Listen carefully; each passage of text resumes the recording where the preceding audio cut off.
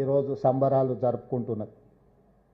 ఈ సందర్భంగా తెలంగాణ రాష్ట్రంలో దాదాపుగా 3,55,00,000 ప్రజల యొక్క వివరాలు సేకరించి వివిధ సామాజిక వర్గాల యొక్క నేపథ్యాన్ని, కులాలను గుర్తించి వాళ్ళ యొక్క socio economic, education, employment, political and caste survey, this is called సిపెక్. ఈ సర్వేని పూర్తి చేసుకొని తెలంగాణ రాష్ట్ర ప్రభుత్వం శాసనసభలో, క్యాబినెట్లో 2 చట్టాలను చేసి కేంద్ర ప్రభుత్వ ఆమోదానికి పంపించడం జరిగింది. విద్యా ఉద్యోగ అవకాశాలలో బలహీన వర్గాలకు 42%, స్థానిక సంస్థలు రాజకీయాలలో 42% రిజర్వేషన్లు ఇవ్వాలని 2 తీర్మానాలు చేసి కేంద్ర ప్రభుత్వానికి పంపించడం జరిగింది గవర్నర్ ద్వారా. కేంద్ర ప్రభుత్వం, తెలంగాణ రాష్ట్ర ప్రభుత్వం పంపించిన విద్యా ఉద్యోగ అవకాశాలకు సంబంధించిన 42% రిజర్వేషన్ల చట్టాన్ని, అదేవిధంగా స్థానిక సంస్థలలో రాజకీయ రిజర్వేషన్ల చట్టాన్ని ఆమోదించకుండా తాత్సారం చేస్తుంది. ఈ మధ్యకాలంలో తెలంగాణ రాష్ట్ర హైకోర్టు స్పష్టంగా ఆదేశాలు ఇచ్చింది. 90 రోజుల్లో స్థానిక సంస్థల ఎన్నికలను నిర్వహించాలి. ఆ ఎన్నికల నిర్వహణ కోసం 30 రోజుల్లో రిజర్వేషన్లను కూడా నిర్ణయించాలి అని.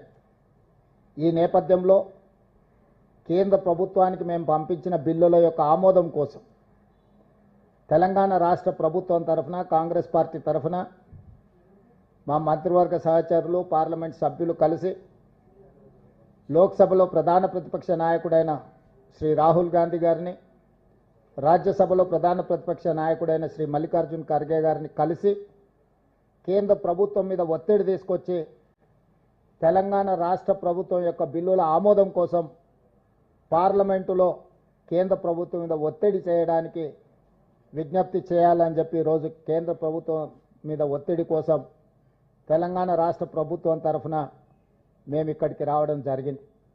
రేపు ఉదయం శ్రీ మల్లికార్జున్ ఖర్గే గారిని, శ్రీ రాహుల్ గాంధీ గారిని కలిసి మేము తెలంగాణ రాష్ట్ర ప్రభుత్వం తీసుకున్న నిర్ణయాలు, చేపట్టిన సర్వేకి సంబంధించిన అంశాలను వివరించడమే కాకుండా కేంద్ర ప్రభుత్వం మీద, భారతీయ జనతా పార్టీ మీద ఒత్తిడి తీసుకొచ్చి కేంద్ర ప్రభుత్వం మెడలు వంచైనా సరే ఎడ్యుకేషన్, ఎంప్లాయ్మెంట్లో 42% రిజర్వేషన్, స్థానిక సంస్థల ఎన్నికల్లో 42% రిజర్వేషన్ సాధించడానికి సహకరించి మా తరఫున నిలబడి ఇండియా కూటమి అలయన్స్లో ఉండే వివిధ రాజకీయ పక్షాలను కూడా సమన్వయం చేసుకొని తెలంగాణ రాష్ట్రంలో బలహీన వర్గాలకు న్యాయం చెయ్యాలి అని చెప్పి విజ్ఞప్తి చేయడానికి ఢిల్లీకి రావడం జరిగింది.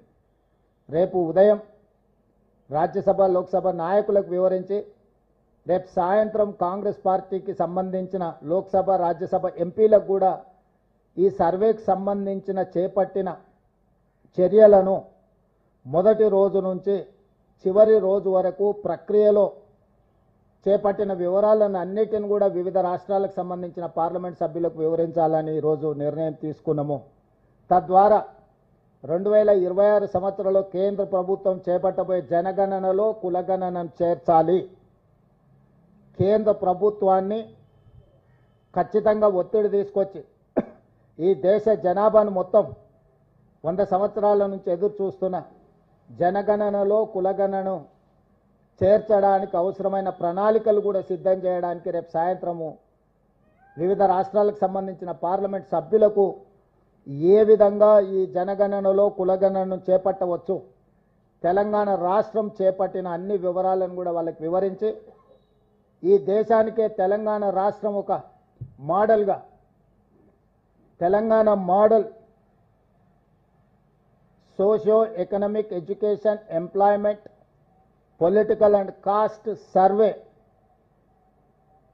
ఒక రోల్ మోడల్గా ఈ దేశానికి ఈరోజు మేము ఒక దిక్సూచిగా నిలబడదలుచుకున్నాం. దానికి సంబంధించి కేంద్ర ప్రభుత్వం మీద ఒత్తిడి తీసుకురావడానికి కార్యాచరణను తీసుకున్నాము.